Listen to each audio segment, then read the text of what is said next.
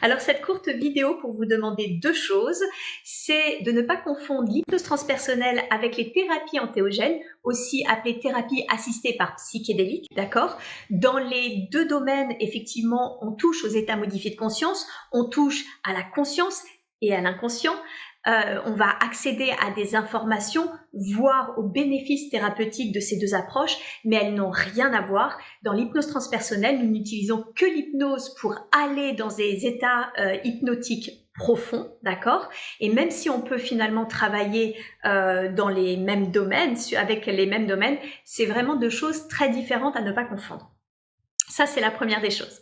La deuxième, c'est de vous demander, s'il vous plaît, de rester l'esprit ouvert sur les entéogènes, sur les substances psychédéliques, d'accord? Parce que très souvent, vous parlez plus de vos peurs, de vos croyances, que de réels faits que vous avez vécus ou que vos proches ont vécu, ok? Je reviendrai dans d'autres vidéos sur la raison pour laquelle les entéogènes ont aussi mauvaise presse. Moi, ce que je peux vous dire aujourd'hui, c'est que mon expérience personnelle est très positive.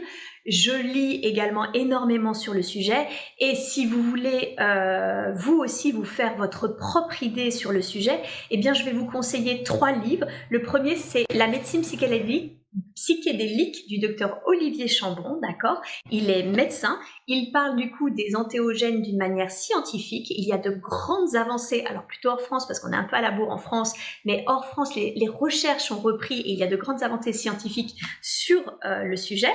Vous pouvez également tout simplement lire le livre de Michael Pollan, Voyage aux confins de l'esprit. En ce moment, il y a également, ça reprend un petit peu ce livre, mais c'est un petit peu différent, mais c'est pas mal fait, une mini-série de 4 épisodes sur Netflix du même nom, d'accord, et qui va parler de la MDMA, du LSD, du pétole, ce cactus, ainsi que, je ne veux pas vous dire de bêtises, c'était quoi? Ah, la psilocybine, donc les champignons.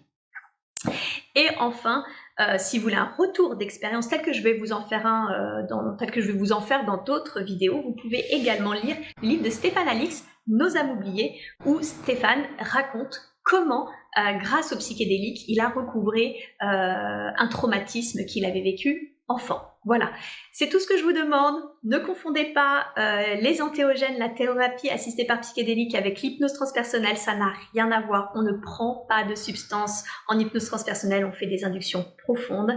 Et s'il vous plaît, concernant les entéogènes, restez l'esprit ouvert car très souvent, c'est plutôt des peurs et des croyances qui sont liées à des méconnaissances qu'à de vrais faits négatifs. Et encore, et bien qu'il puisse y avoir des effets négatifs, ils sont souvent liés au contexte d'utilisation, de prise de ces substances que réellement en lien avec ces substances elles-mêmes. Merci beaucoup, à très vite.